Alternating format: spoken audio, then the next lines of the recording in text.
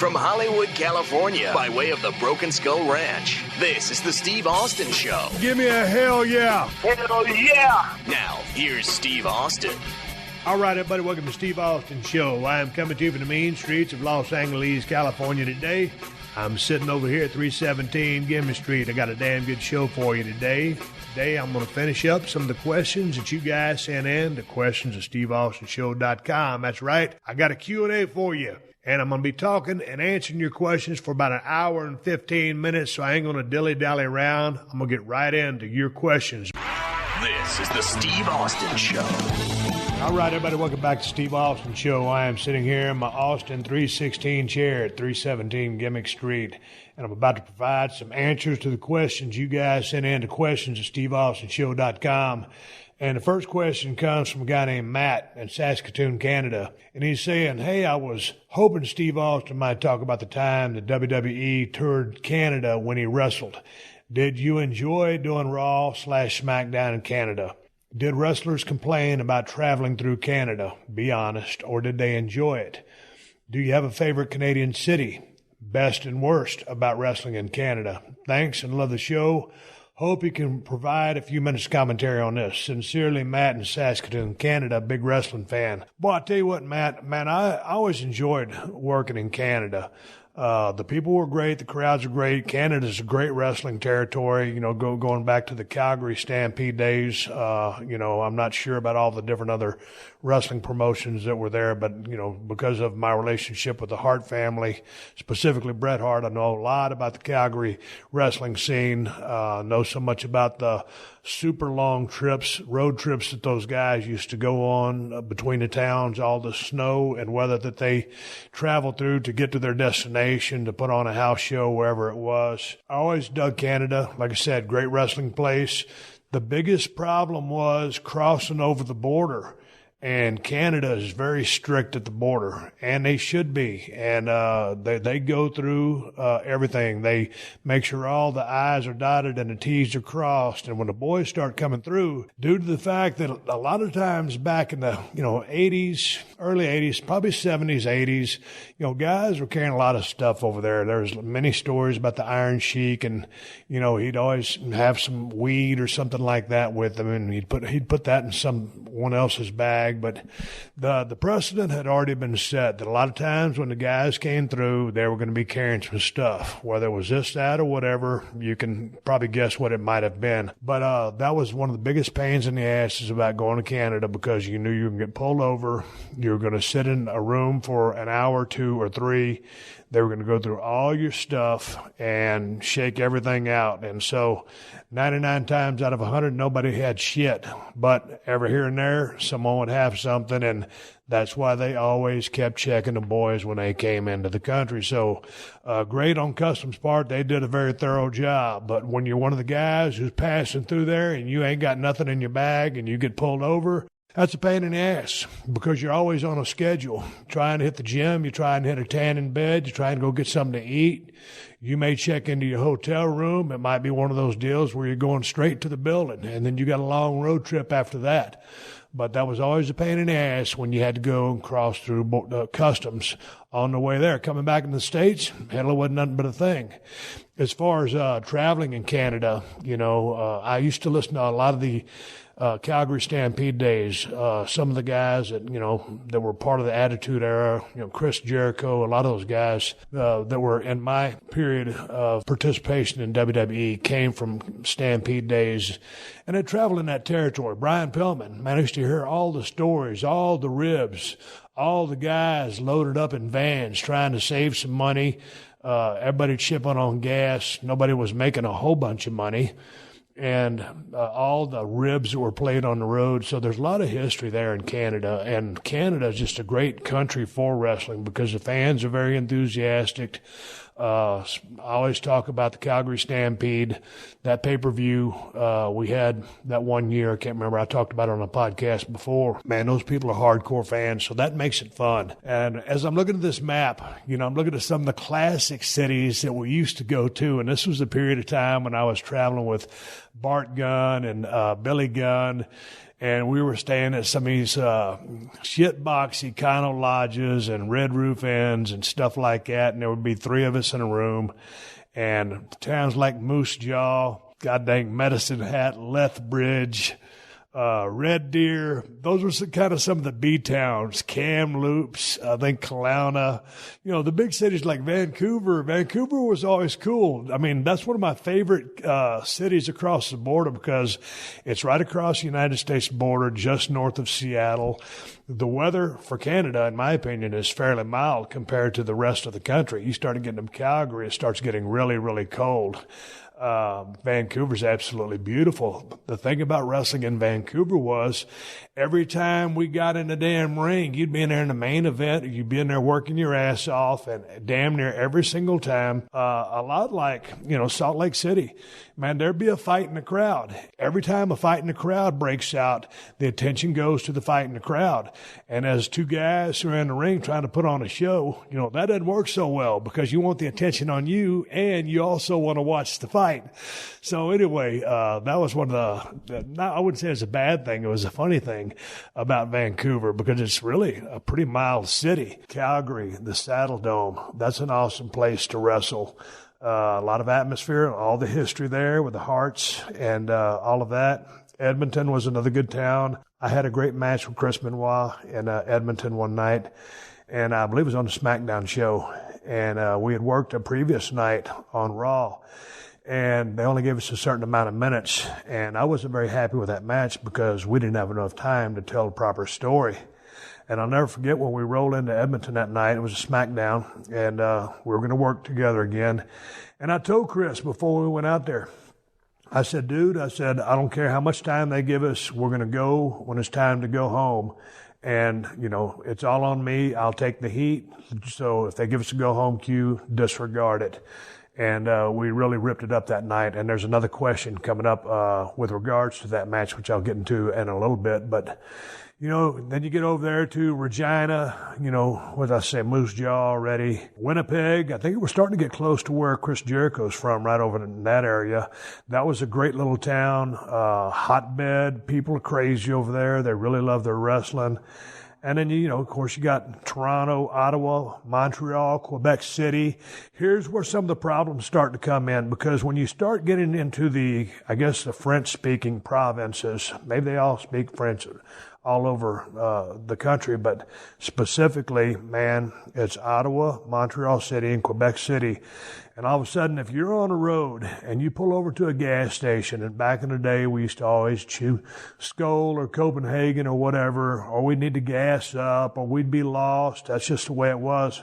We didn't have iPhones to give us directions. You didn't punch in an address into something and it started talking to you.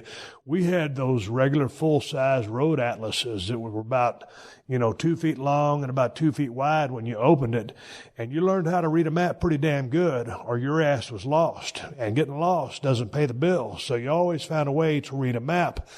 Every now and then, like I said, when we pulled over, asked some directions, and the dude behind the counter would just look at you with this deadpan look and start speaking straight up French to you. And I'm thinking, come on, man. 80% of this country, this is my guesstimate, 80% of the country speaks fluent English. And I know that the rest of the 20 speak some English, and they probably, speak a lot of French. But I know without a shadow of a doubt that they speak English. And it was like they were pulling a rib on you. And so when you start getting into those French-speaking areas, hey, they're great wrestling fans. And, of course, the Rougeaus were huge in these areas, and Canada as well. But that French would really throw you for a loop. But it was a good time being over there. And it was kind of like the Wild, Wild West. And you could see a lot of territory over there because there was a lot to drive. But I enjoyed my time over there. Coming and going across the border was a pain in the ass. Getting the directions in French was not fun. The crowds are always great.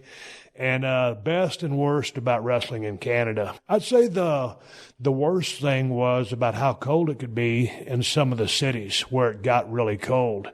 And I would always wear shorts wherever we went because we spent most of our day in an airplane, a hotel room, a gym, a building. we were always indoors, and all the boys would rib me and said, man, why don't you put on some friggin' long pants? And I had on a jacket, I had on a heavy coat, I had a cap, I had everything. I was warm. And people always think, oh, you're going to get the flu because your legs are showing. You don't get the flu because you get cold. You get the flu because, you get some kind of virus or whatever causes the flu, the influenza virus. It ain't because your legs are exposed. So anyway, my legs would be all ashy and white, and I look like shit, and all the boys would rib me about that. So the cold part of Canada was the tough part. When you stop in the middle of the night to gas up, then you could freeze your ass off a little bit. The best part, the crowds, because, man, when you showed up, Canada's they love their fellow Canadians. And when we did Calgary Stampede there, and I was technically, and everybody on my side was technically a babyface in the United States, and we went over there and we were working against guys that were heels in the United States, and we swapped roles, and that was an absolute blast. So I think the best part about wrestling in Canada is how avid of wrestling fans they are. They absolutely love the business. They love the product. They're into the storylines, and they're very, very engaged and very involved. So anytime you get a hot crowd, you want to go out there and give them a good show. I will say one of the towns we used to wrestle in all the time, Hamilton, was always, I'll put this in the worst. Hamilton is a great town, but it always seemed like someone got hurt every single time we worked Hamilton. I don't know, it was like one of those Bermuda Triangle type things. One time we had a 6-man. It was myself, Triple H, and somebody else against 3 other guys. And, the house wasn't very good. The territory was down. And we kind of just told each other, all right, man, we got a big show coming up. Everybody just kind of go out there and take it easy. Let's give these guys a good show, and let's get out of Dodge. Sure enough, Triple H was hitting the ropes, doing nothing. He was just hitting the ropes. Bam. Blows out a knee, does something to his knee, but he gets hurt nonetheless. And it was like a lot of the injuries that happen in the business, and this isn't specific to Hamilton, it just always seemed like something went awry over there.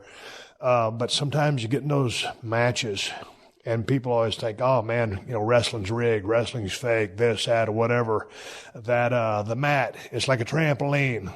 Oh, man, the mat ain't like a trampoline.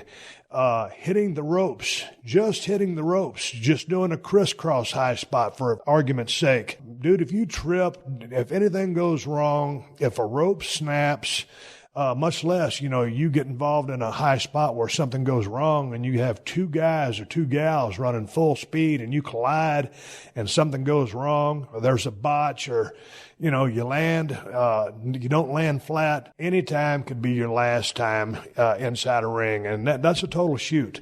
So, but anyway, that was just a side note about Hamilton. So it always seemed like someone got hurt there, but that's about all I got to say about Canada, man. Great fans over there. Of course, the legendary Hart family, the Rougeau family. There's been some famous wrestling families come out of Canada, and that Calgary Stampede Wrestling. Here's one. This is from Paul from South End on Sea. He says, my question is, in your prime, do you think you could have been a success in the MMA/UFC? And he has a follow-up question, which I'll get to in a minute. Man, I tell you what, I'm a huge fan, MMA, UFC. I've been asked this question before, but to give you a straight-up answer, I think I would have had a good chin for it. I don't know if I'd have had a good anything else for it. The only time I ever got knocked out in my life, and I've been in a couple of car wrecks, never got knocked out. When I got dropped on my head, I never got knocked out. When I was wrestling The Undertaker in Madison Square Garden at Highway to Hell, when he bent over to give me a backdrop and I kicked him, and he straightened up and the back of his head caught me flush under the chin, right in that zone, and it flashed me. I went down, and that's when I was looking up at the Madison Square Garden ceiling, and Earl having to look down at me and had that little smile on his face, and he says, God dang it, boy, you okay? And I said, where am I? He goes, that dang boy, you in the garden. And so I got knocked out there. So I think that was a hell of a damn shot. So I think I would have had a pretty good chin for the MMA / UFC. But, man, I've never taken any karate classes, no jiu-jitsu classes. I never had one single shoot wrestling lesson in my life. All I've known is college football, baseball, discus throwing. I didn't do any boxing. I've trained in boxing for a few months at a time. Wasn't extremely proficient at it. Always kept my hands down. Well, my right arm doesn't straighten out all the way, so that kind of cuts the range out in my right arm. But going back to my prime, I don't know if I'd have been worth a shit or not at MMA, UFC. All I can say is that I'm a good fan. I love the business. Just got finished texting Daniel Cormier. I know he's getting ready for a fight with Stipe Miocic coming up here on July 7th, and that's a fight that I'm really looking forward to. It's a sport that I really enjoy. It's a sport that's been interesting to watch evolve from the guys that were just pure strikers to the guys that were just pure wrestlers.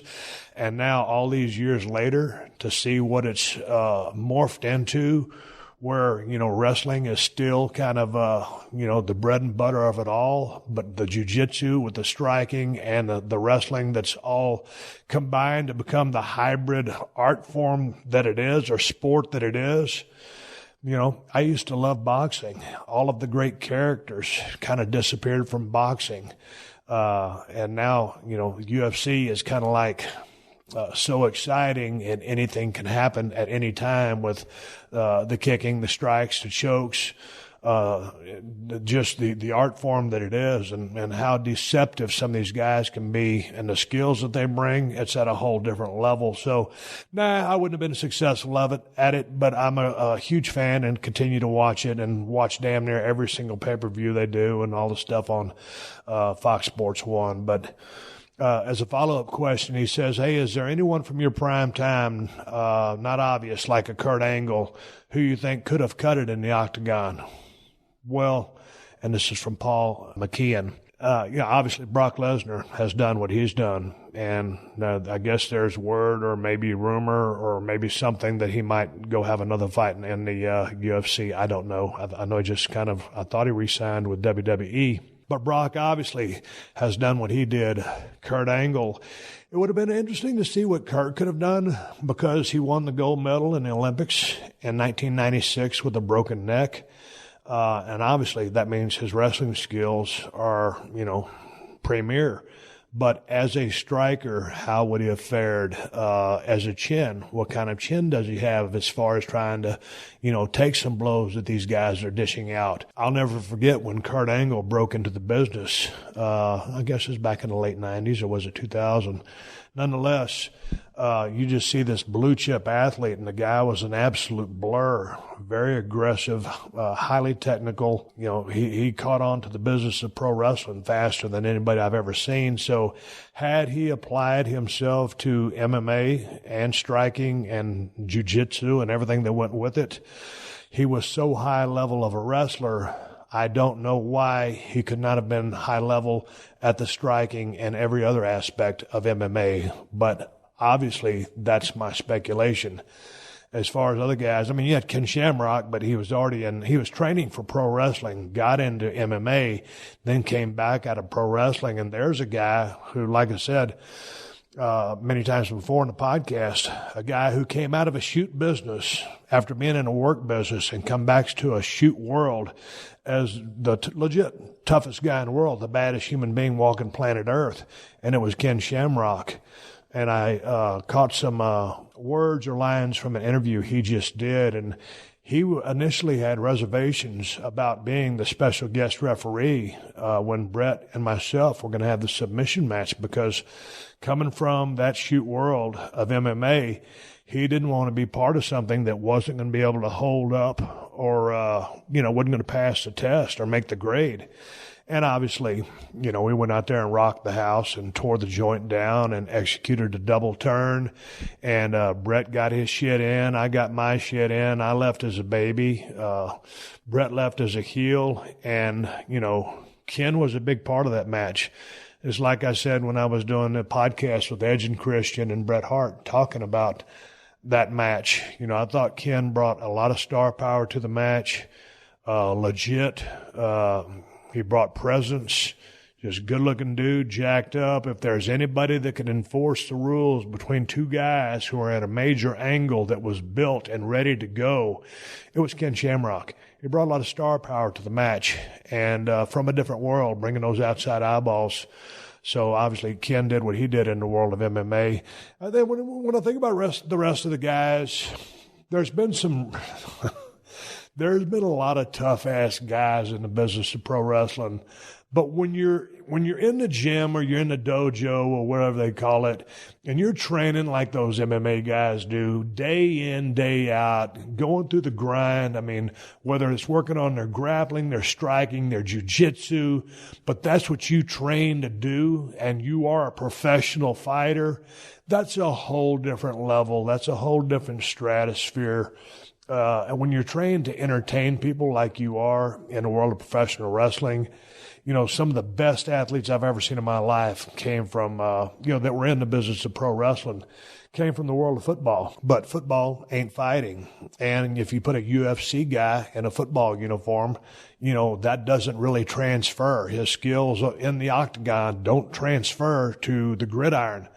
So, you know, most of the guys' skills in the world of pro wrestling wouldn't transfer into what would go on in an octagon. Although many have said, and I've never seen him in action, but Haku/Meng was an absolute destroyer in his prime. Big ass hands, just tougher than all get out. And everybody will vouch to that. But, you know, how he would have fared into a heavyweight match with one of the premier people in the octagon, I don't know. But out on the streets, everybody in the locker room respected him. And if you didn't know anything about him and you were about to start some shit with him in a bar, you were about to have your ass handed to you. And that's the bottom line. So anyway, I segued into a little bit of street fighting there, but no, man, I probably wouldn't have been worth a shit at it, but I'm a huge fan, and I'm looking forward to CM Punk's fight coming up here pretty quick. I'm looking forward to Stipe Miocic and DC, Daniel Cormier getting it on July 7th. Hopefully I get a chance to talk to DC before that fight, and that will be a fight where it'll be interesting because Daniel's coming up from light heavy to go back to being a heavyweight. And then there's Stipe, probably going to go down maybe as the greatest heavyweight fighter in the history of the UFC. So we'll find out. But that is going to be an interesting match, and it'll be one that I will be paying my $60 to watch. Here's another question. Comes from Boz over there in Walsall, United Kingdom. Get a lot of people from the UK that listen to the show, and I appreciate it very much. Got a long question here. Why do you think there isn't a lot of focus on Bruiser Brody by the WWE? Do you think we'll ever have a documentary on the network based on his life or anything similar to the Andre documentary? Would be great for the younger fans who might not know what influences guys like Bruiser had on guys like yourself who influenced the current guys and us fans. Cheers, mate. Love the show. Hey, Boz, I appreciate the question. Let's get to this. I'm sure Bruiser Brody probably stepped foot in a WWF ring or a WWF ring back in the day as an independent coming through, I'm guessing. But he never spent an appreciable amount of time in that territory if he crossed through it. From everything that I've understood about Bruiser Brody, he was an independent. He worked Japan. He crossed through the promotions, the different territories, and worked the bookings that he picked up. He was a smart guy with his money. He was a shrewd businessman. You know, he lost his life in Puerto Rico where he was stabbed in the shower. I don't know if they were talking about the finish of the match, if they were talking about payoffs or angles or whatever went down. But I don't think he spent a whole lot of time in the WWF, and I don't know that WWE would be able to monetize making a documentary on Bruiser Brody because the business has moved on so far from that. Now, a lot of people don't know who Bruiser Brody is, to your point. I think it would be great for somebody to do a documentary about Bruiser Brody because, to me, he was one of the most influential guys in the history of the business. As far as the brawlers go, I don't know that there's ever been a better brawler than Bruiser Brody. And he could basically not just brawl, he could do it all. If you watch some of his matches that he had with Nature Boy Ric Flair, they would actually lock up, headlock takeovers, and wrestle. Bruiser could wrestle his ass off. He preferred to brawl, and he was a tough son of a bitch by anybody's account. So he was a smart guy. He could be a very intimidating guy from what I've heard about him. I never got a chance to meet the guy. I'd love to see a documentary made on him. I don't know, that it's incumbent upon WWE to make a documentary on him, but it'd be neat for someone to make a documentary on him. He didn't have the worldwide or global appeal or notoriety that Andre the Giant had, and so maybe that's why you won't see a documentary on him. But from some wrestling, smaller type budget wrestling, so, like those, what's that guy who sends me DVDs all the time, Broken Elbow, whatever, Productions. Someone should do a documentary on Bruiser Brody. I'll stop rambling because I'm getting out of my wheelhouse there. But he was very influential, and shit, for myself, for Cactus Jack, for anybody that brawls. Keith in Indiana says, "Hey, Steve, I was just wondering, did you ever catch that skunk?" Man, I'll tell you, last time I told a story about that skunk over there in Nevada at the Broken Skull Ranch 2.0, man, my yard guy had a blower stuck in one side of a culvert. I was 20 feet away with my 22 in my hand, waiting for that skunk to come out, and he never came out. So we ain't caught the skunk yet. I put the 22 away. I have the Have a Heart trap ready. Next time I go back down in Nevada, I'm going to try to catch that bastard, because the last thing I need that summit to do is to squirt Cali or Moolah and have them smelling like shit.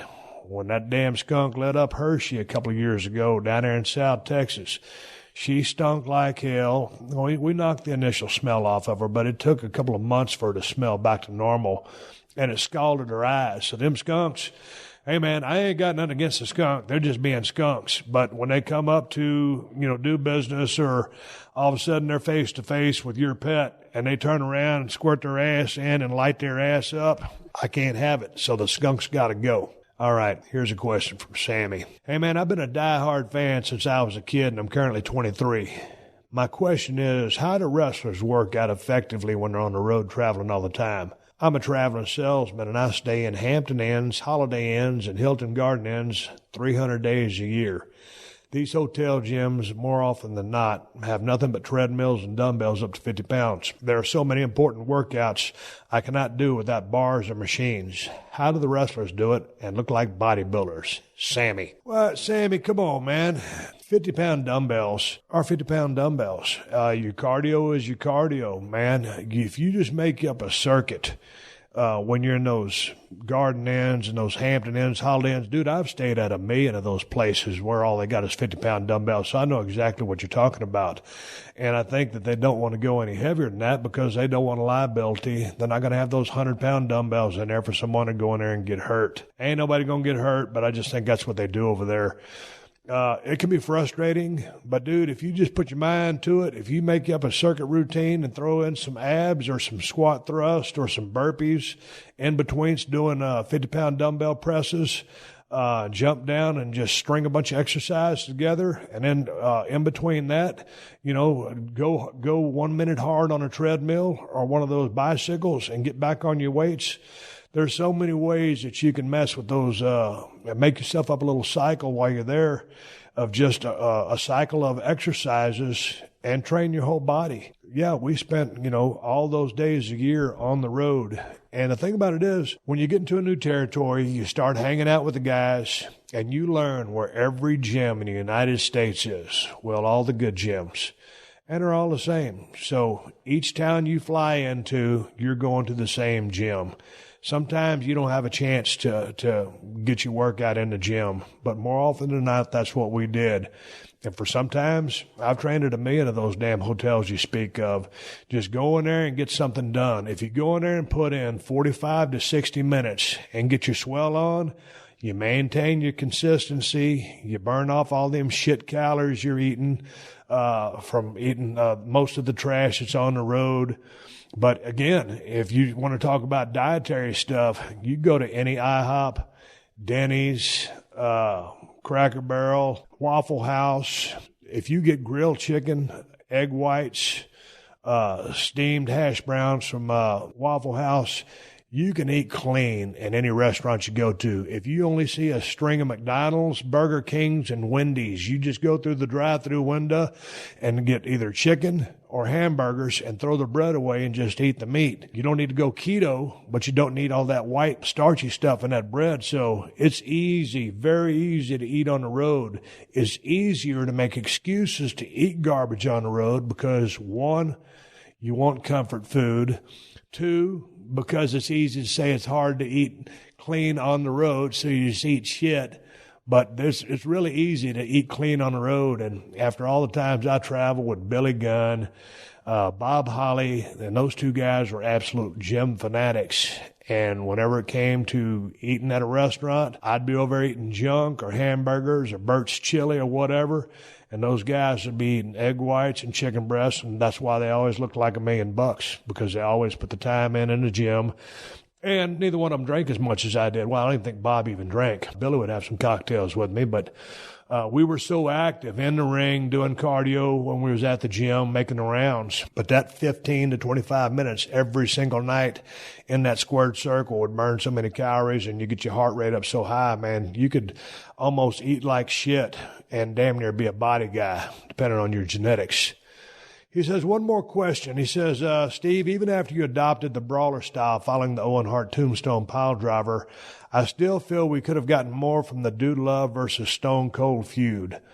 What are your memories with Mick from that part of your 98 run as world champion? Well, man, it's hard for me to remember everything that happened in 1998 just because it's been so damn long ago, and that's 20 years ago. I just remember working with Dude Love. I remember working with Mick Foley, whatever you want to call him, whatever, Mankind. You know, Mick was absolutely phenomenal. And we met way back in our early days when he was in the business before I was. And we met, I guess, in Dallas, Texas. And then, of course, you know, we crossed paths in WCW. And then we turned into traveling partners, and we rode the roads together. But, you know, as far as the feud in its totality goes, I can't remember. I remember that one match we had, and there was a bunch of cars involved, and we were bouncing off those and used those as a lot of props. But Mick Foley is one of my favorite guys to work with. There was a guy who would do absolutely anything in the world, and Mick was always hungry to have the best match on the card. I don't know a night that Mick Foley took off. He always wanted to have a damn good match. He wasn't selfish. He wanted both guys to get over. He wanted the finish to make sense. Mick was a very smart businessman. He knew how to take care of himself, and he had a big enough heart, and he gave a shit enough that he wanted the other guy to come out whole just as well. You know, and that's whether, you know, Mick Foley's going over or under. He was a businessman, and he knew the business. He was a very smart guy and had a very good demeanor about going into a match. And, you know, some of those matches he had with myself, The Rock, Undertaker, Kane, I mean, the dude had classics with everybody he worked with, so he's one of my favorites. As far as the feud in and of itself, how long it lasted, I don't remember. But I remember working with Mick plenty of times and always loved working with him because every time you work with Mick, he's going to bring plenty of ideas, plenty of creativity. He's going to want to get our shit in and entertain those fans to the utmost ability that we both had. And so nothing but respect to Mick Foley, the hardcore legend, WWE Hall of Famer. This is Adam Carolla from The Adam Carolla Show. If you care about soccer, you care about moments.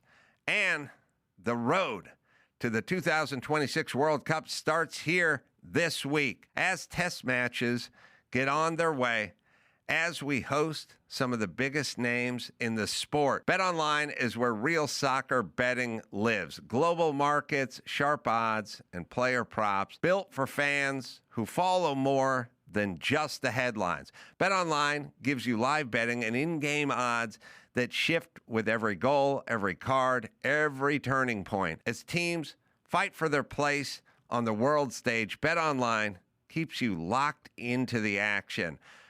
From early qualification drama to final spots being claimed, it doesn't stop on the pitch.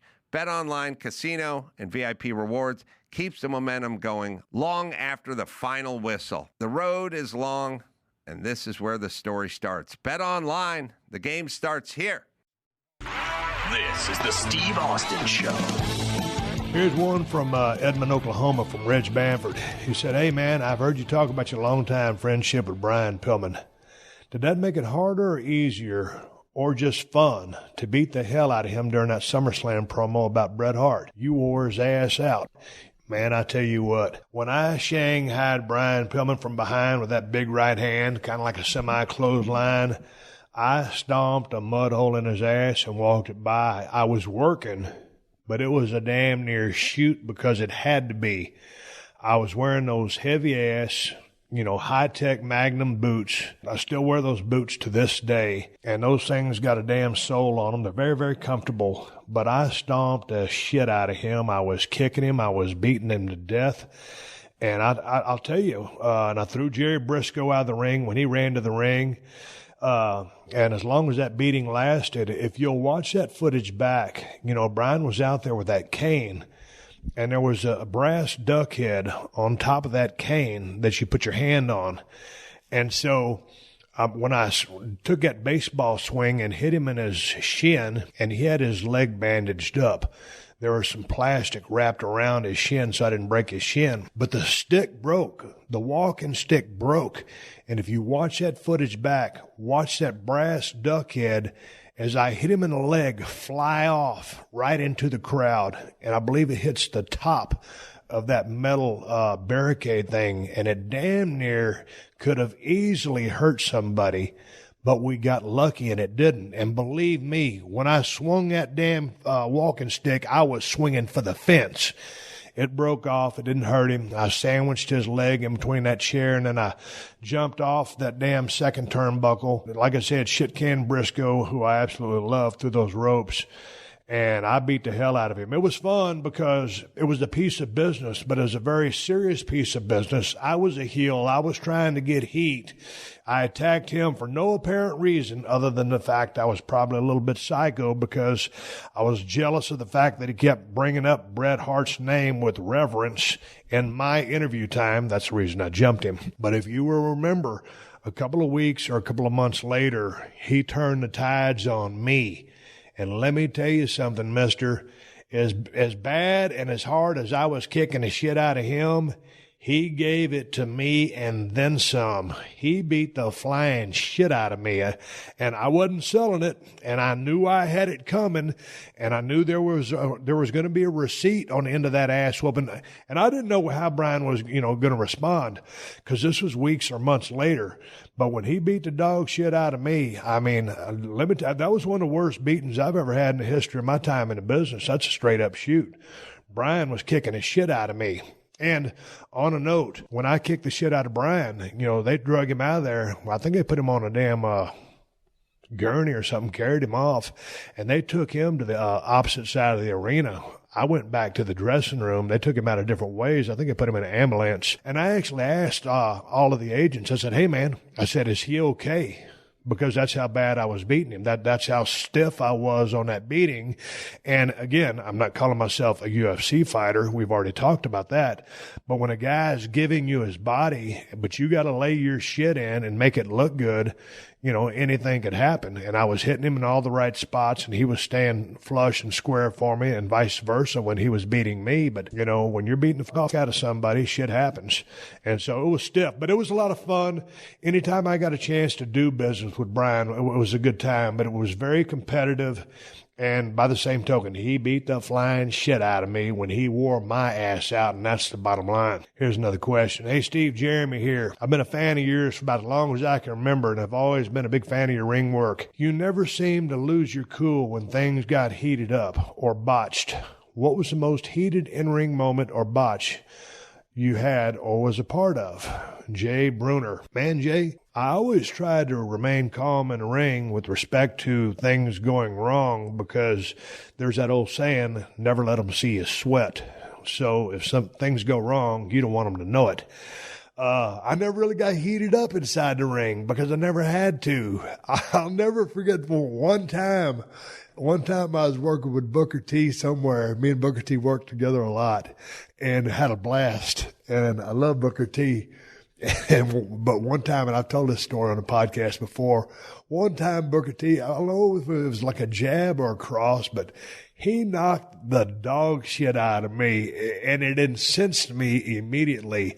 And I knew that a return receipt must be fired now. And so as soon as he hit me and I sold it, boy, I said, God dang it. And I hit him with a right hand. Well, like I said earlier, my right arm doesn't straighten out, but I threw the hardest shot I could back at him because that's how hard he hit me. And I told him backstage, I said, man, if we ever get in a fight, I'm going to whip your ass because I already know that I took your best shot.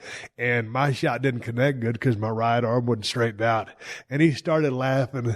And Booker T can go. Absolutely, he can go. But that would be a shot that I fired that I thought had to be an immediate receipt. And we still laugh about that to this day. But other than that, the hottest I ever got in the business of pro wrestling was when we was working the Kiel Center in St. Louis, Missouri. And we was working an angle, and I don't remember who I was working with, but Big Boss Man was supposed to run out there and hit me with the chair to cause me to lose the match. We get in the spot. It's at the end of the match. There's no Big Boss Man. He's nowhere to be found. That big bastard's supposed to run out there and cause me to lose the match so we can get off and start working an angle together. So here comes Jerry Briscoe. Jerry Briscoe was one of the great shooters out of Oklahoma State. And comes out there. Those old school guys aren't really great with chairs because they didn't really use chairs. They're steel chairs or even wooden chairs back in their generation. And they didn't sling them like we would sling them in the Attitude Era and currently now when they are able to use chairs. So he comes out there and hits me with this weak ass chair shot. I got to go down. I get beat. I really want him to kill me with that chair so it looked better. But anyway, I get to the back. And then all of a sudden, as I'm getting to the back, I'm like, where is he? And here comes Ray, Big Boss Man. He had been in the back talking to Undertaker while the match was going on. I guess Undertaker was in the main event or he had already wrestled, but he was back here talking to Taker. And man, I lit into Big Boss Man. It was the loudest cuss job I'd probably ever done in the history of the business. And I never, ever lose my cool like that. Never in a million years. Well, except one other time in Cleveland Gun Arena. But yeah, I really uncorked on Ray because I was really upset that he wasn't there because not only did he mess up the match and, you know, here comes Jerry Briscoe rather than Big Boss Man, but that nullified our angle that we were supposed to work. And I was looking forward to working with Ray. And he was such a great guy and a great big man. There weren't too many times I got heated up. I mean, when you go out there and you're at that level, you're a pro and you take pride in what you're doing and you know that things are work. You know that things can go wrong. And if they do go wrong, it's up to you to fly by the seat of your pants. And that's something that I always prided myself on, whether it was on a promo segment, a segment with physicality in a match, complex matches where multiple people involved, things get out of order, and you just got to find a way to make chicken salad out of chicken shit. And so that's the way we always rolled. And for that matter, I can't say this is a blanket statement across the history of the business, but I haven't seen too many times when people really got hot in the ring. I'll never forget, I was just talking about Bruiser Brody the other day. For some reason, way back in the day in WCW, Bruiser Brody, was it NWA? I think it was WCW.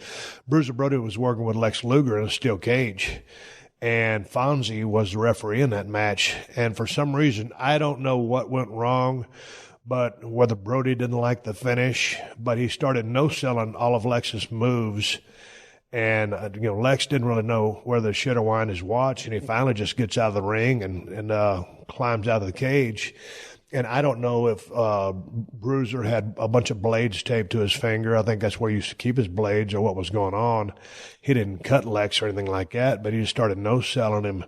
Bruiser was a big, scary guy, and it wasn't like Lex ran around. It wasn't like Lex ran away like a punk. I just think he didn't know what to do. He just said, hey, man, F this. Let me just get out of here. So he just climbed out of the ring. So that was kind of a case where, obviously, Bruiser was a strong, opinionated guy, and something pissed him off. And there's been many cases where guys have gotten mad, but in a work sport, when it turns to a shoot, things get real ugly real fast, and it works better when you work. Here comes a question from Joseph.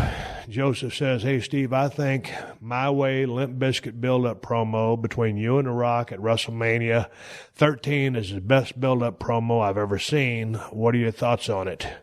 And what is your favorite build-up promo that you'd have ever been involved in looking back?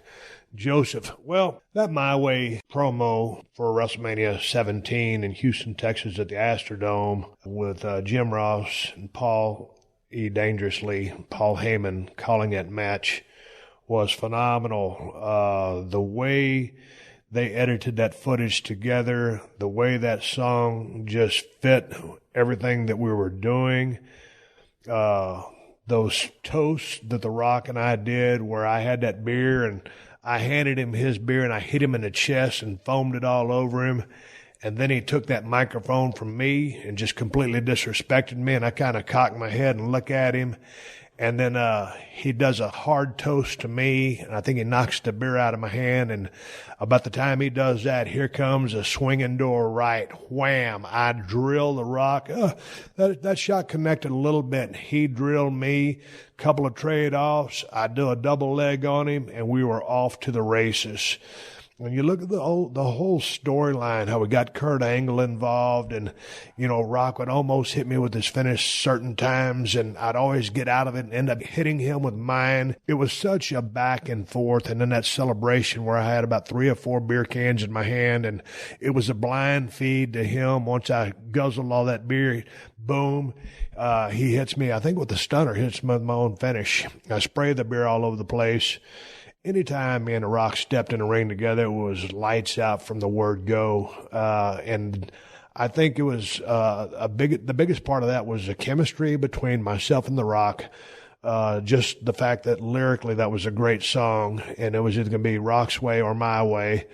And when I said in that promo, the sit-down promo with Jim Ross, which they took excerpts from, Rock was really coming on. Man, he was white hot. I was white hot. I thought I was cooling down a little bit. That promo, that feud, that angle leading into 17 really reinvigorated me and just got me even hotter than I was. And of course, we were basically in hostile territory for The Rock because we were in Houston, Texas, basically my backyard. Had we been in Florida, I would have been in his backyard. So I think that crowd was a little bit biased for Stone Cold because I was a Texas native, but they loved The Rock as well. But they would boo when he would start doing offense on me and cheer when I would start doing offense on him. So it was all in all electricity that went into that. What is my favorite build-up promo that you've been involved in looking back? That's my favorite build-up promo. That and a lot of the stuff with Vince because, well, shoot, man, that stuff going into 13 with Bret Hart, that was a great promo and a great build-up. And I just love that one promo when I think it was Todd Pettingill when he says, you've been there for so long, and then here comes this other guy, which is me, and I'm spewing my bullshit Austin 316 stuff. I think that was a great build-up package as well. And I also think the one time when I was feuding with Vince McMahon and Jerry Lawler said, Vince McMahon hates Stone Cold Steve Austin so much. For every grain of sand in the desert, that's how much Vince McMahon hates Stone Cold Steve Austin. And I'm paraphrasing because I can't remember exactly what he was saying, but I always thought that was a premier build-up as well. And, always give a shout-out to those guys in production, Adam and all those guys that were putting those videos together. But the My Way one, to me, I still hear people talk about it to this day. And it was a very special build-up package, and it encompassed everything that was going on in that feud and then some. Hey, Steve, one of my fondest memories was the night you won King of the Ring in Milwaukee. I remember the shock in the crowd when you beat Jake Roberts in the finals. The sympathetic figure Roberts gets beat by the badass Steve Austin. I also remember hearing about the trip to the emergency room you took during that pay-per-view. Can you recall the events of that evening, and did you ever think your promo would lead to such an iconic Austin 316 status? Thanks, Ryan. No, man, I remember working with Mark Merrow there in that first round match or second round match, whatever it was. And we had a pretty decent match. And Mark Merrow was doing one of his moves, kicked me in the mouth, and busted me open real good. Finally, hit him with a stunner. This is before I had to set up with a kick to the gut. Hit him with a stunner, 1, 2, 3. I get on that turnbuckle, and I said, "You fucking right." And I meant it. I know they had to fix that F word there, but, I knew that my time had come. I had one more match to go, and I was going to be with Jake the Snake Roberts. But I was going to have to go to the hospital first, get my mouth stitched up. Went to the hospital, came back, and as soon as I stepped out, Michael Hayes told me that Jake had cut a religious-based interview, and the match with Jake was really short because they didn't want all the 14 stitches in my mouth to get jacked up or infected or anything like that, torn out. So, pretty much just kind of started working Jake's ribs, unwrapped them. He had suffered a rib injury from working with Vader and softened him up for me. And question is, did you ever think your promo would lead to such an iconic Austin 316 status? Hell no. I didn't think, beyond that night that it would ever resonate or would ever be brought up again, because I didn't know if there was ever going to be a reason for that. But sure enough, when Jimmy Miranda, the old WWE merchandise guy, came up to me and said, "Steven, the office finally wants to do a T-shirt for you. Do you have any ideas?" And I said, "You goddamn right I do." I said, I want Austin 316 on the front and a skull with Stone Cold carved in the back. So I got a T-shirt out of that. Austin 316 is here forevermore. It's been here ever since 96. Hell, every March 16th, people start sending tweets about Austin 316 days, so it's still going strong. And as far as, I guess what I remember or recollect is the number one selling T-shirt in the history of the wrestling business. So we sold a shitload of them. I had fun cutting that promo, and I had no idea that it would be so big. On another note, the what chant. I never knew the what chant would stick around as long as it's stuck around. And it's quite interesting, actually. But there is a way to avoid it when you're out there. But, yeah, sometimes it kind of gets on my nerves, too. But not really. I'm kind of laughing inside because I find it very entertaining that people still do that when people give them the pause on a promo. And people cuss me on Twitter because they're trying to listen to a promo or one of the guys or girls is trying to cut a promo and be serious about the angle they're in, and they keep getting wadded out the building. So, yeah, it has its ups and it has its downs or its pros and cons. I never thought that would take off or last as long as it has. All right, here we go. Hey, Steve, what was your favorite part about doing the WrestleCon you did at WrestleMania this year, and would you do another? Aiden. Man, my favorite part was just meeting the people that came to my lines and have been supporting me on my career. And I had so many good interactions with everybody, and everybody was so complimentary, and I wanted to make sure that if they traveled halfway across the world that I shook their hand and made eye contact with them and created a moment that they will remember and give them an autograph. And so meeting people was truly what I enjoyed the most. I actually didn't get a chance to visit with too many of the wrestling people there because WWE was so busy, as that's the biggest show of the year. And I was basically staying at the WrestleCon hotel, hanging out and getting a chance to shoot the breeze with Kenny Omega for about 30 minutes, just casual talk and a little bit about wrestling. Getting to know him a little bit was really cool. Getting a chance to meet Pentagon Jr. in Phoenix was really cool because I'm huge Lucha Underground fan and big Lucha Libre fan. So to talk to those guys, and they actually speak pretty good English. So to have a conversation with them and to learn more about them was fun.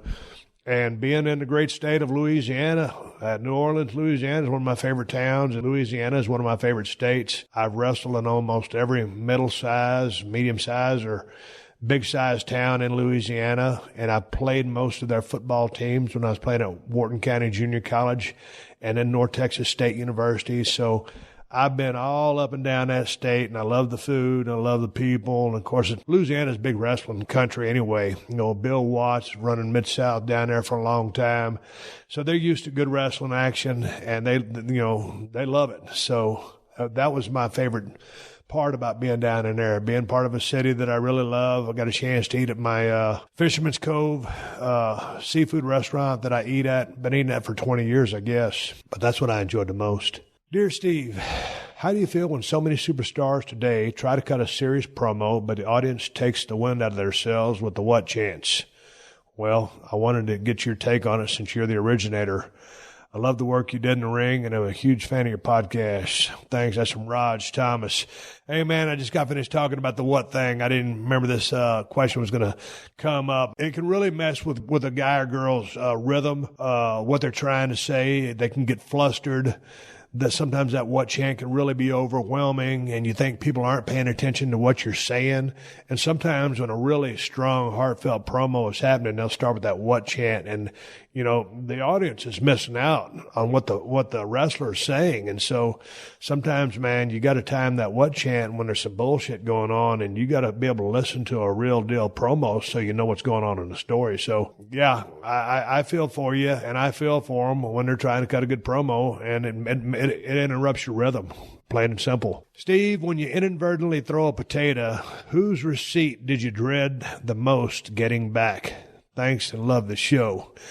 There wasn't a name with that. Man, when you inadvertently throw a potato, when you hit a receipt, man, I never got too many receipts because a lot of the times, when the guys from DX, Road Dogg, Billy Gunn, Triple H, X-Pac, man, all those guys, when they were feeding my comeback, man, I was just throwing. And a lot of them were connecting. And those guys, especially Billy Gunn and Road Dogg, they'll say, God dang, Steve was the stiffest guy in the business. But they were so busy feeding the comeback, they didn't really get a chance to throw a potato. So I can only imagine that any one of those guys would have loved to have knocked my block off because of all the potatoes I was throwing during the comeback. But like I said, that one time when Booker T snugged me, now he got the receipt, but if I'd have tagged him and he'd hit me with that receipt, that'd have been a pretty stiff receipt to get back. So Booker T throws a pretty good right hand. Other than that, God dang, I got to throw Bob Holly in there. I did a slap spot with Bob Holly. We were doing a double shot. First shot was in Pittsburgh, and the next shot was, I think it was in Cincinnati. It might have been it was 100 miles away, wherever it was. And I did the slap spot. Bob's the babyface. I'm the heel. And I slap him first. And then, about a minute or two later, Bob's going to slap me back. And holy shit. Bob got those damn brick hands. He's tougher than nails anyway, but he ain't got them brick hands like Billy Gunn. Goddamn Billy Gunn, big brick-handed bastard. But Bob lit me up. I mean, boy, he slapped the piss out of me. And I just started laughing. Not laughing at the moment or right there in the ring, but when we locked back up with him, I said, God dang, I said, I ain't going to call that spot this evening because we were going to work again that evening. This was the early show. But Bob had a hell of a damn receipt, and yeah, I'll go with Bob Holly. Boy, he could blast you. But he never complained when he hit you. But he never complained when you hit him. But he was going to get his shit in. But he never complained about nothing. Hey, man, my question is, how did you maintain great abs in late 98, 99? I know you said you drink a lot of beer and whiskey. I'm currently doing about 5 hours of cardio a week on the bike and running and struggle to get results. I drink most nights 3 to 4, sometimes 5 beers. I gave up carbs in January, but still not satisfied. Any tips or any chance you can go through your diet on the road? A question you've probably been asked 100 times. Vincent, he's coming from the UK asking this question. Dude, you got to get out of them beers.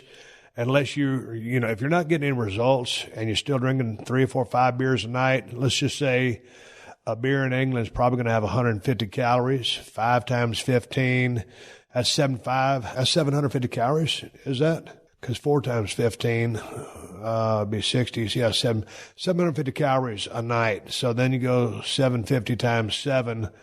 Man, that's a lot of damn calories. And all that, man, beer bloats you, dude. Anything will bloat you if you drink enough of it. my advice to you, you can't out-train a shitty diet. And when I try to get serious about weight loss, like when I did that keto diet, I eliminated all alcohol from my diet, and that was the difference. If you're going to drink one day a week or one night a week, at the most two. And I would do them back to back and get them out of the way. But don't let me give you any excuses.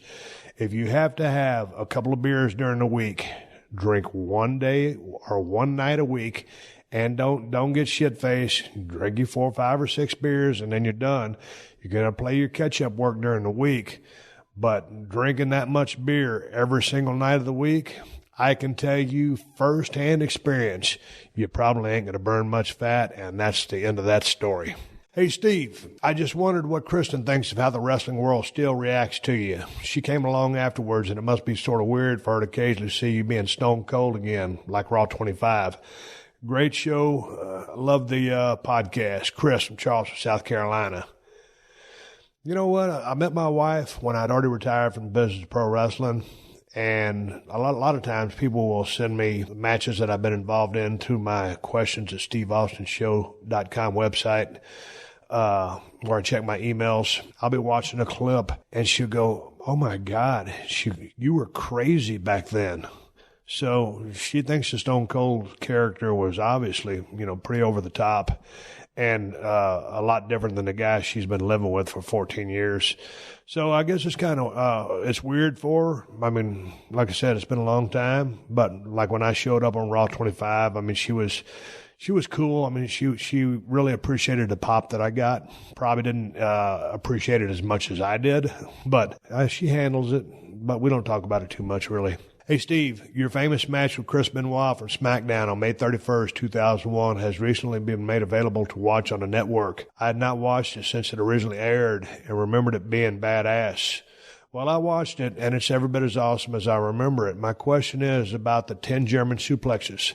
I know you've talked about them before in your podcast, but I was wondering, was this an in-the-moment decision, or did you plan on taking them before the match? Were you in pain going into the match? It is a fast-paced brawl with lots of little bits of details you don't often see today. Also, your beer is delicious. Thank you, Paul. Paul Maloon.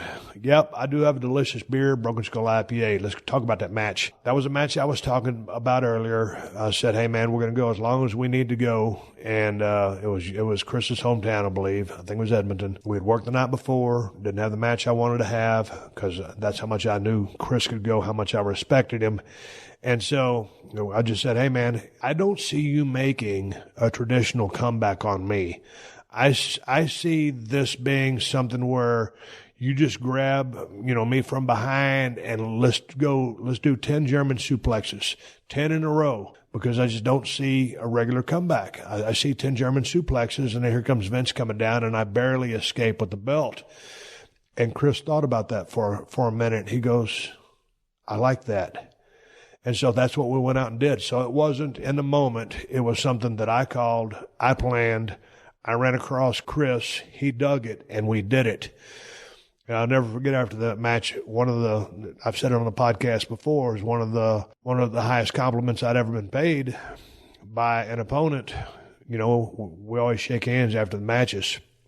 And, man, that was Chris's hometown, man, and we got off. The headbutt off the top turnbuckle, me throwing the belt up. He gets a little bit of color from that accidentally. It was a real solid match. And he goes, man, he goes, thanks. He goes, you really got me over. And he got it. He knew what I was trying to do, and that was my job to do, was to get him over. He was already over to a degree, but I got him more over than he was after the match than he was before the match. And he recognized that, and he told me that, and I'll never forget that compliment. And I wish things hadn't gone the way they did with Chris as far as down the road, but man, the Chris Benoit that I knew, badass worker, great dude, cool as hell. And so I remember that match vividly. Out of all the things I've forgotten, I remember that match. And I remember my first trip to Japan. Hell, I guess it was with WCW. It's when I tore my tricep off my arm. But, Chris was there. Eddie Guerrero was there. Dean Malenko was there. Myself, Arn, Ron Simmons. And watching Benoit and Malenko and Guerrero go out there every night and rip the damn roof off the building, to have to follow them, that was damn near impossible.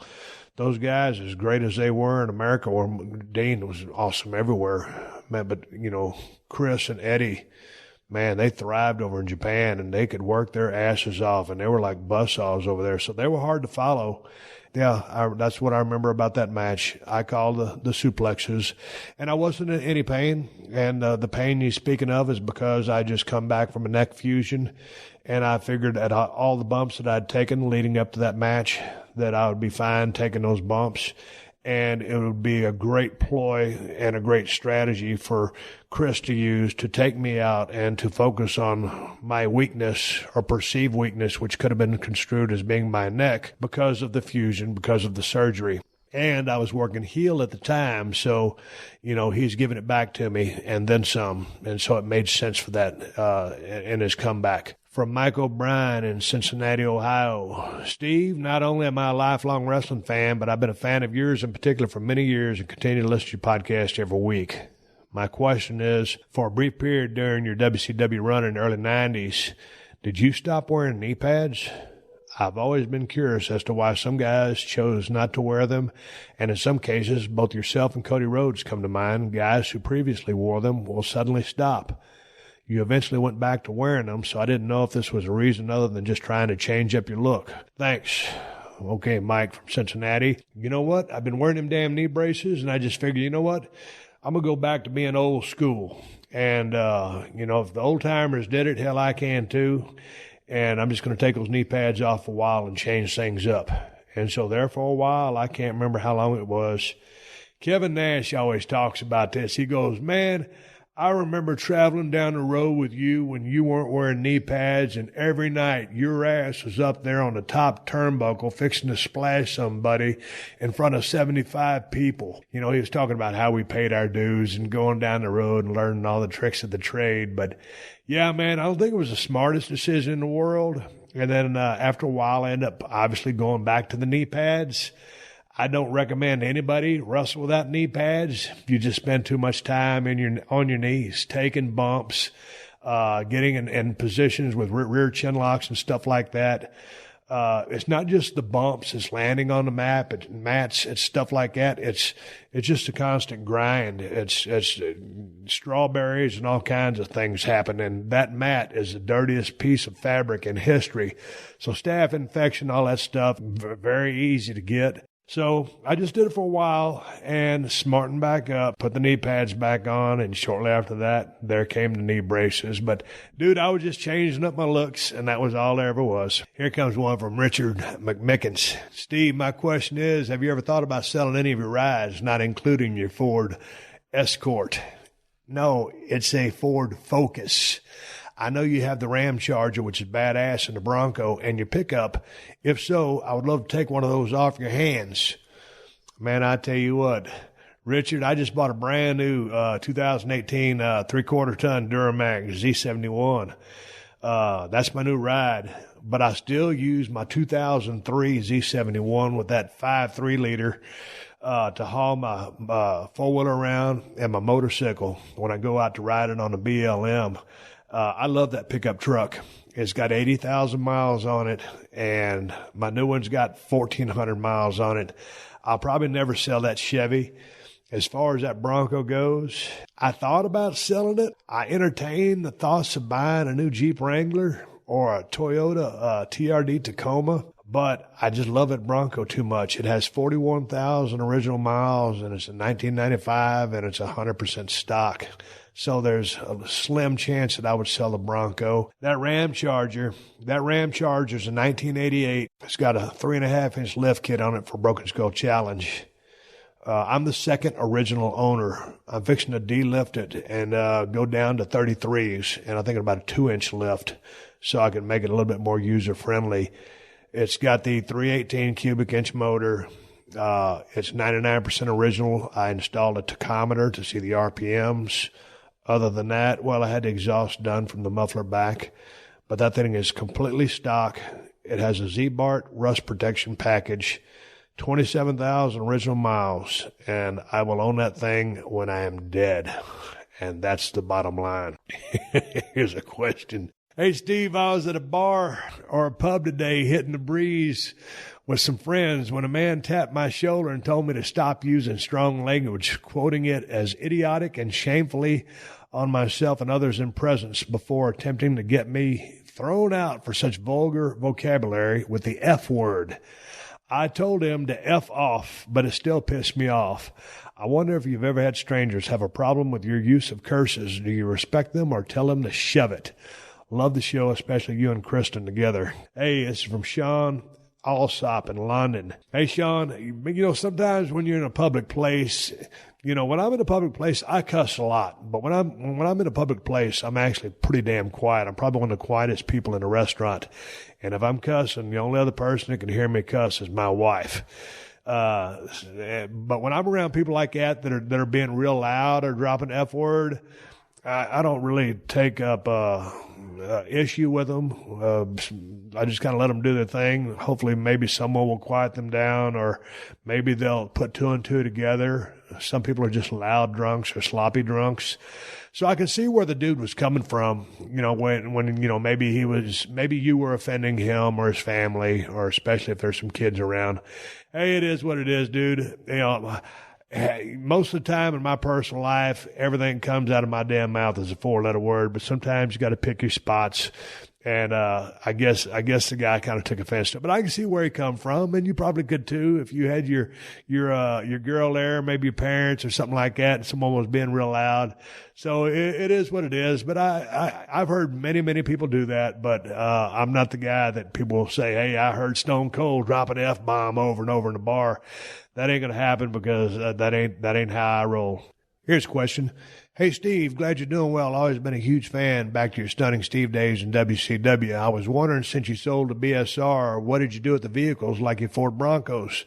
Thanks, your show rocks. Robert, that's my green and silver 1996 Ford Bronco and my green 1995 Bronco, which is out of Arizona. I bought those off of eBay. I conveyed those with the sale. I kept my 95 Bronco that I just got finished speaking of. I let those convey with the sale because I didn't have anywhere to take them, anything to do with them, and they were geared up for the ranch. And the value on those things, well, those are badass four-wheel drive vehicles, and they're highly dependable. So I just didn't have any more use for them, so I conveyed those two Broncos with the ranch, and I kept my white and silver one. Steve, I love the show. I've been listening since day one. You, Rock, and Triple H were the big three in WWE/F in the Attitude Era and had a lot of chemistry. What was your relationship with these guys outside of the ring, and do you remember your first time meeting them and your first impression of them? Thanks, Marvin D. from Philly. Man, Marvin, I met Triple H when he first came into WCW. And here he came in, good-looking dude, good worker. Even back then, he wasn't too long out of Killer Kowalski's school. I think he'd probably been working. He'd worked several matches because he was pretty polished, even when he came into WCW. We hit it off right off the bat. Same sense of humor. I was a little bit older than him, but I hadn't been in business too much longer, if any. So, man, we just introduced ourselves to each other, and I knew he had a bright future in the business, and I don't know what he thought about me, but we always hit it off. Same sense of humor, same taste in music. He was a huge bodybuilding, powerlifting fan, always hit the gym, wasn't a drinker, respected that. Good dude, great sense of humor, low key, one of the boys. So that's how I met Triple H, and we hit it off from day one. And to this day, whenever we see each other, it's like old times. We didn't run in the same crowds. We didn't travel together. He had his crew, and I had mine, or I was solo at the time. But nothing but good things. I remember when Rock came in. Rock, man. You knew this guy had potential when you saw him. He is a good-looking guy. You just knew the gimmick wasn't right at first. And then, he changed his gimmick around. He ended up joining Nation and then turned into The Rock. And then me and Rock started working together. But I was always cool with The Rock. I knew he had potential. I think everybody did. He had the right frame, the right look, really smart, charismatic. So you saw a lot of potential in him as soon as he came in, but the gimmick wasn't right. But boy, when he turned into The Rock, or when he was with Nation and he started turning heel, I mean, the people rejected him at first as a baby, but they took to him as a heel, and he had some serious heat. And then, of course, when he turned baby, he was mega over. Myself and The Rock, I probably worked with Triple H many, many times, but I probably worked with The Rock more times. And the chemistry with both guys in the ring, I go back to the 3 stages of hell match that I had with Triple H in Las Vegas. It was a hell of a match, but I've worked so many matches, and I was really getting hot when I was working with Triple H.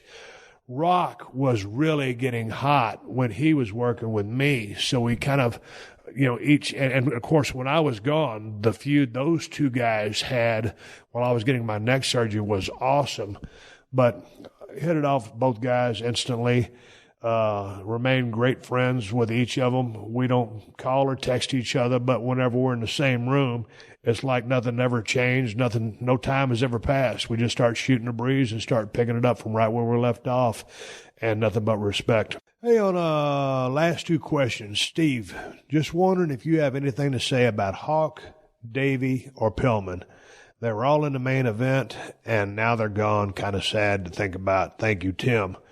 Man, as far as Hawk goes, one of the Road Warriors, one of the greatest tag teams, or biggest draws in the history of the business.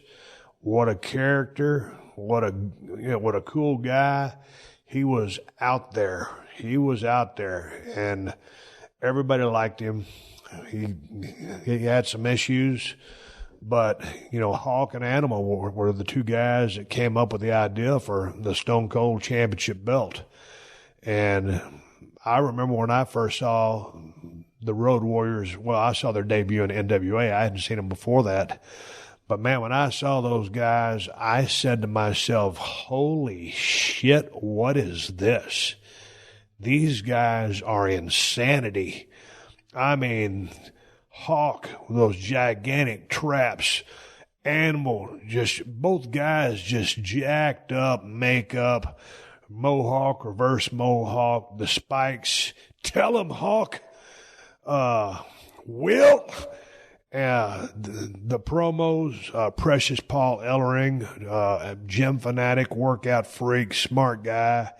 Those guys were awesome. But Hawk, just a good dude, man. It's too bad he's not here with us anymore. Davey, man, what a run he had. I'll never forget that one match. I guess it was when they wrestled in Wimbledon, when he had those, the cornrows in, and he was jacked up. He looked like $1 million. Had a classic match with Bret the Hitman Hart. And a couple times, I traveled a little bit with Davey Boy, and just the consummate ribber. Always, like in a good mood, or if he was in a bad mood, he was so sarcastic and dry. He was absolutely hilarious with that Manchester, I guess, accent, whatever it was. Super dude, hell of a worker, great gimmick. Him and Dynamite, one of the greatest tag teams of all time as well. Just phenomenal. I wish he was still here. Davey was cool as shit. He really was.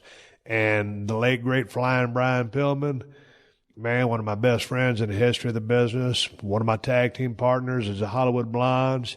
And then the cutting edge character that was the loose cannon Brian Pillman that he created and, just really launched and did that and kayfabed everybody and worked everybody. What a phenomenal mind and a guy who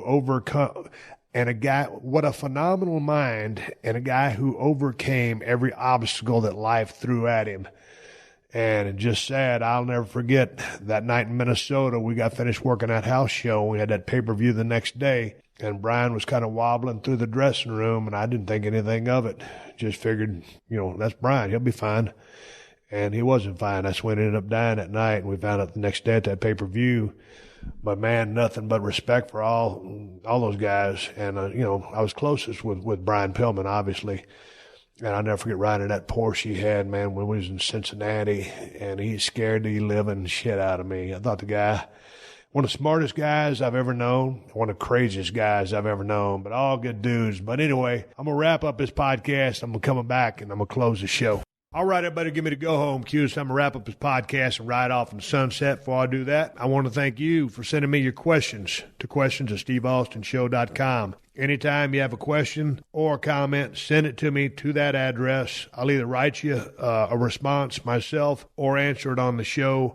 I always keep these questions. I try to comprise a list of them so that I can get a show out of them because, quite frankly, I like answering the questions that you guys sent in. So thank you very much. And if you have a question, please send it in. As random as they are, I dig answering them. Hey, folks, I want to say thank you to all the fine sponsors of the Steve Austin Show, especially Diamond Dallas Page, my buddy from DDP Yoga, Geico, Hims, and the WWE Network. That's how I'm able to do the podcast for you twice a week for free. And you can find all my sponsors at PodcastOne.com. Just click on the Killer Deals button at the top of the page and then click on the Steve Austin Show banner. Folks, I am on social media. I'm on Twitter and Instagram at Steve Austin BSR. Folks, until next time, my name is Steve Austin, and I'll catch your ass down the road.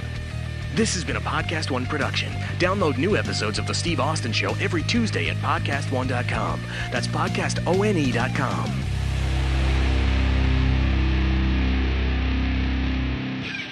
Pluto TV has thousands of free movies and TV shows. We're coming at you with everything we got.